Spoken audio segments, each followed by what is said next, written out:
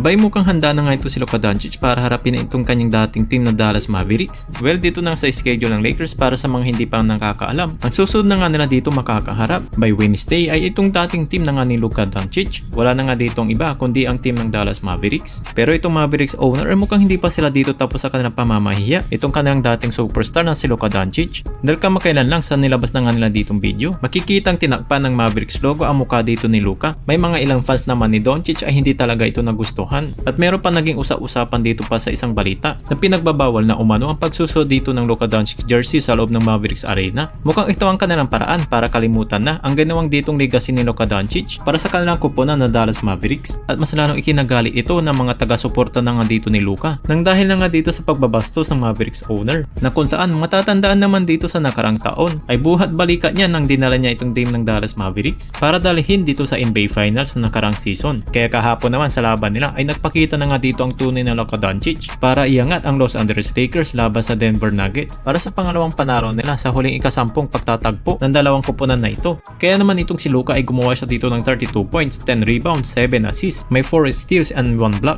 Kaya naman sabi ko katulad na nga dito kanina ay dinala ni Luka Doncic ang Mavericks sa NBA Finals, kaya naman sinong makakapagsabi na hindi niya kayang gawin yan? At marami na nga ditong umaasa ng mga Laker fans na mauulit yun kasama na nga dito si LeBron James ngayong season na ito. Kaya naman dito sa mga plays ni Luka Doncic ay handa na nga siya para ipakita dito sa kanyang dating team na Dallas Mavericks kung gaano na nga siya dito kakumpiyansa na nagkamali sila dito ng pag-trade kahapon sa laban nila under na nga sa second quarter na walang takot tumira dito si Doncic nang hindi pa dito nakakabalik ang mga kasama niyang Lakers player, pero pasok naman yan. At pati na nga rin dito sa third quarter sa 9 minutes mark ay mabilis na nga rin niya kaagad ditong tinirahan over na nga dito kay Christian Braun. Sa kumpiyansa na nga dito ni Luka Doncic ay pasok naman yan. At pati na nga rin dito sa fourth quarter sa 4 minutes mark, natawa na lang dito ang commentator dahil na nga dito sa ginawa ni Luka Doncic.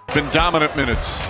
Throws it up, throws it in. Kaya naman itong si Luka ay balik kumpiyansa na nga bago na nga niya dito makaharap ang kanyang dating team ng Dallas Mavericks na kanyang ipakita dito ang kanyang revenge dito na nga sa Crypto Arena ng Los Angeles Lakers. And speaking naman dito sa Dallas ay mayroong magbabalik naman dito sa Crypto Arena ang dating player na nga dito ng Lakers na si Max Christie, at lumabas na nga dito ang kanyang tunay na potensyal nang maitrade na nga dito sa Dallas. Well, alam nyo ba dito mga pre, nung naglalaro lang dito si Max Christie ngayong season sa Lakers ay nag-average lang siya dito ng 8.5 points per game, 2.7 rebounds and 1.4 assists. Samantalang nung nasa Mavericks na siya ay biglang tumalon na nga ito. Sa average na nga dito ang 17.3 points per game, 5.2 rebounds and 3.5 assists. Well, sa 6 na laro lang yan. Kitang-kita na nga dito yung pagtalon na nga dito ng career ni Max Christie. Nang dahil na nga rin yan sa ginagawa dito ni Coach Jason Kidd na paglalaro na nga dito sa kanya. Mas tumaas na rin kasi dito ang responsibilidad dito ni Max Christie. Ngayong under na nga siya dito kay Coach Jason Kidd. Pinagdadala na rin siya dito mga pre ng bola at pinaghahawak na rin siya making of his own plays of the dribble. Kaya naman dito sa paghaharap nila by Wednesday, ito na ang pagkakataon nila para ipakita dito ni Luka at Max Christie ang kanilang dito mga revenge. Sayang nga lang hindi pa dito makakapaglaro dito si Anthony Davis nang dahil na nga dito sa kanyang injury.